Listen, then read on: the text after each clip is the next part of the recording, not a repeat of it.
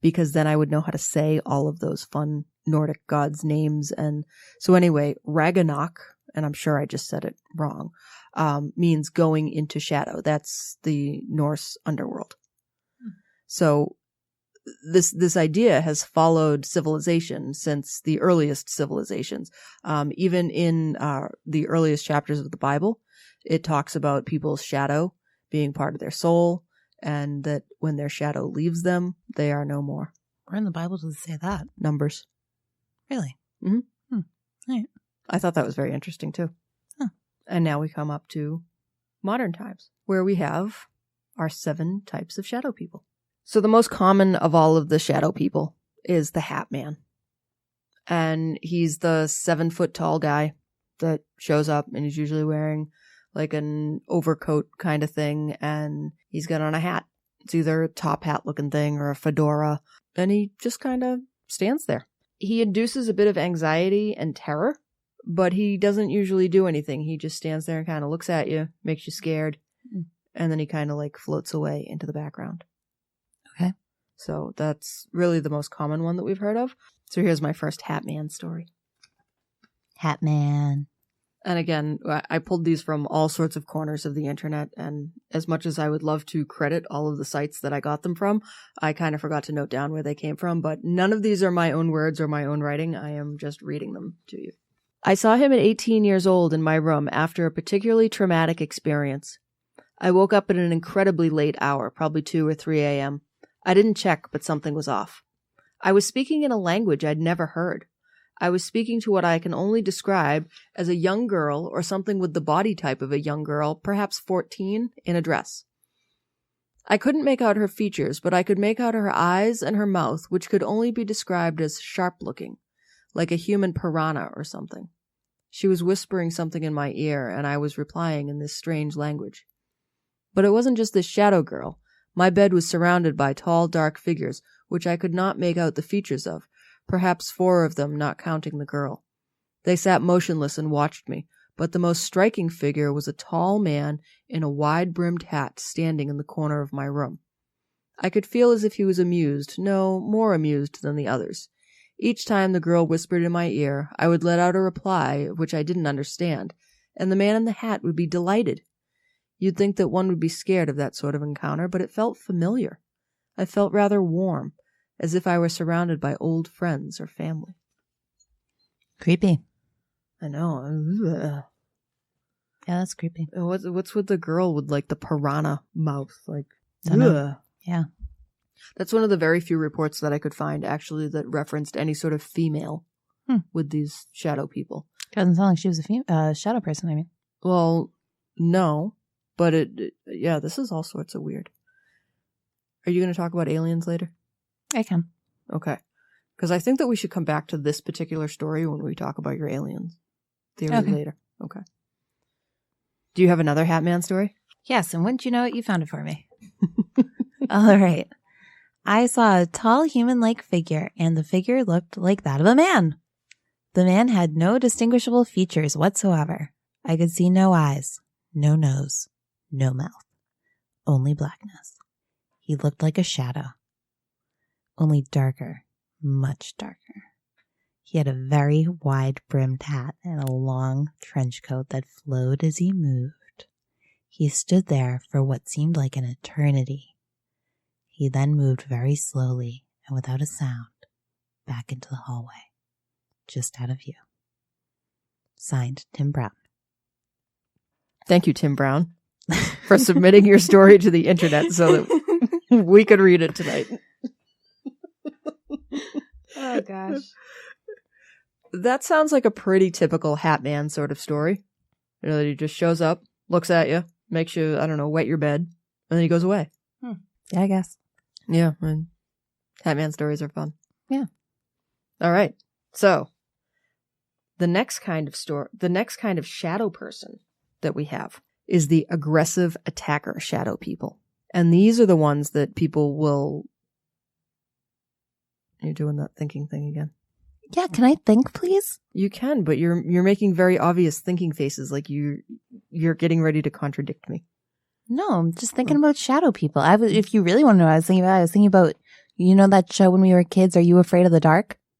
I remember the concept of it. I don't know that I ever saw it. And on the intro to it, it had like shadow people and it was like blue lit behind it. They were kind of like staring at you through the thing. And it was an episode I saw and it scared me. And that's what I was thinking about, Beth. Oh. Because you need to know everything going through my brain at all times. Absolutely. Especially when it looks like it's going to contradict me in something about my shadow people. No. Thinking about the subject. All right. So this is the shadow person that is second most common after the Hat Man. So the Hat Man is the one where he'll just stand there and look at you and terrify you and go away. But this is the one that a lot of people report being attacked by. He will physically attack you as you're sleeping. He will beat you, choke you. Sometimes he will pick you up and drop you like on the floor. Body slam. Yeah. And he looks like most of the other shadow people. He's a humanoid figure. He doesn't have any features. He just is kind of like leering over you, sits on your chest.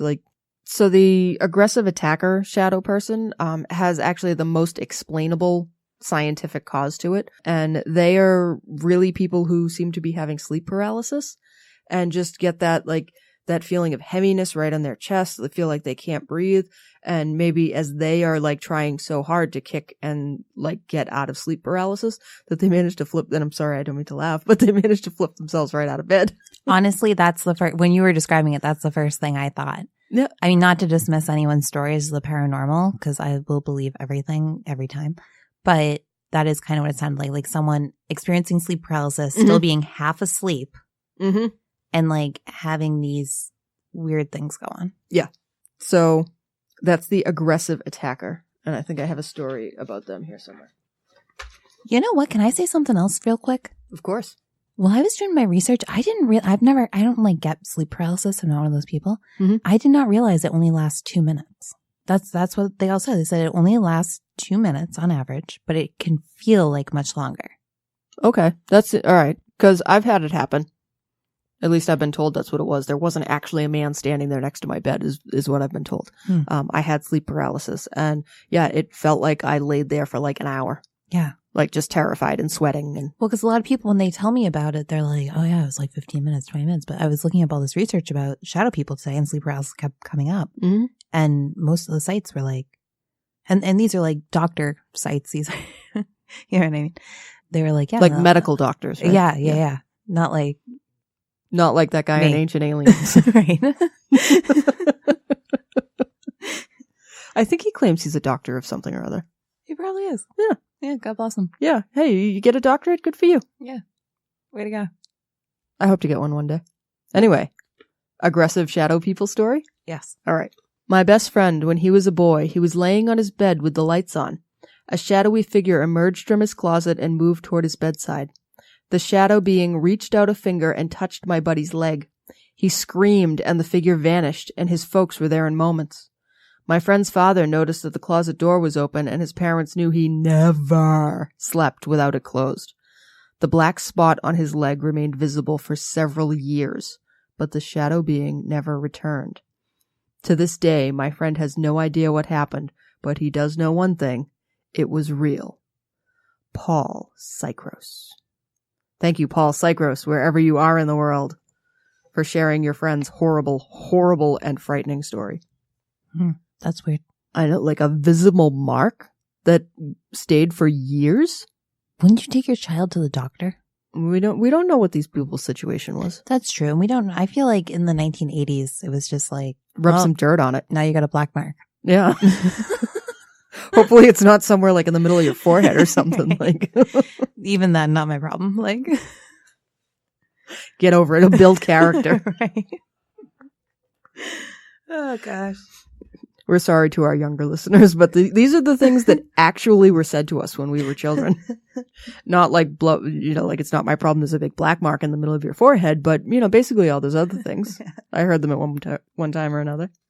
Next type of creepy shadow person. The red-eye specters. So these are the shadow people that look at you with their red, glowing, fiery eyes. And they are very menacing. And you become terrified by seeing them. But what's thought to happen with them is that they are actually sucking the fear off of you, and they get bigger and stronger by feeding on your fear. I feel that's true of most negative entities. Yeah? I really do. Yeah, I really believe that. Okay. Yeah. That's fair enough. Especially since, some of the stories that I'm getting about these, they seem to be drawn to people who have negative things going on with them at the time, and they really pull from that energy. Yeah. So, I totally believe that. It's time for the Red Eye story. Okay. Cody Lily's family has encountered this type of shadow for years. A black, human-shaped figure, featureless, except for the wide-brimmed hat. We called him the cowboy because he kind of looked like the Marlboro Man, Lily said. The cowboy stepped into Lily's life his sophomore... Lily's the man.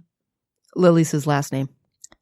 Oh. I believe his first name is Cody. Yeah, that's it. Yep, I read that part. Good. That's cool. Yep. I had to do that too the first time I read through it. Okay. The cowboy stepped into Lily's life his sophomore year of high school in Claradina, Iowa, and visited almost nightly for 2 years, pacing about his room, waiting for something. The entity, with fiery red eyes, never spoke, and never approached him. But Lily knew why it was there. It hungered. I'm sorry. That was so well done. It hungered. I'm trying to be an actress, It was feeding, Lily said, convinced the cowboy was absorbing energy from his terror. The first time I saw it, I was completely incapacitated by how scared I was of it. Lily soon went to college 30 miles south, and the visit stopped until after graduation in 2011 when he moved to Nebraska. Same year I graduated. From college? From college, yeah. Oh, good for you. Yeah. My girlfriend, that is now my fiancé, is in Kansas City, and I am in Omaha. I was crashing with friends here, he said. My car started acting up. I'm in the process of looking for a job, finding an apartment, buying an engagement ring. I had a lot of stuff on my plate, which might have brought on what happened. What happened was the cowboy. I'm sitting in my car on the phone with my mom. I didn't know much about cars, but my mother does. As Lily described the car's behavior to his mother, he noticed a movement in the corner of his right eye. Lily turned towards the passenger side window and saw it. The shadow man that once tormented him in the night. The cowboy. It was full on. A shadow person in an old fedora. What? A fedora? Yeah, it's a hat. It's our first fedora story. Well, it said in the top that he wears a hat. Like a cowboy. It went from a cowboy hat to a fedora hat. Cowboys do not wear fedoras. It was standing there. It leaned over like it's bending to look at me. As Lily stared in horror at this red-eyed shadow man in full daylight, the cowboy reached out his arm and knocked on the car window. It knocked 2 times, Lily said. After it knocked, it dissolved in my vision. It just showed up and knocked on my window and it was gone. Lily wonders if the cowboy wanted him to let him know he was still around. It's been quite some time since I saw him, he said. I'm just kind of thinking he just showed up. I was feeling stressed out, and I think he showed up just to feed on that. Can you believe that? A red-eye specter showing up to feed on his anxiety and his fear and his tough time in life? Yeah, that's spooky. Yeah. Yeah. And the idea that it reached over and tapped on the glass. I tried to do some sound effects when you read that part. Did he was he screaming on the phone with his mom? Was he Mom, the cowboy's back? How did that conversation go? I don't know. And why didn't his mom teach him about cars? You can't teach your kids everything. And quite frankly, his mom probably did teach him and he wasn't listening. Yeah, that's fair. Yeah. Yeah. I've taught lots of stuff that people didn't learn. Yeah, that's fair. I feel that. All right. Shadow person type number 4. The hooded figure. So the hooded figure looks kind of like a monk, and he sounds just like his name would indicate. He's a humanoid figure wearing a hood. Ba-da-da! He doesn't have any features. His victims describe a feeling of just seething hatred coming from underneath the hood. But he doesn't harm his victims. He really just stands there and hates at them.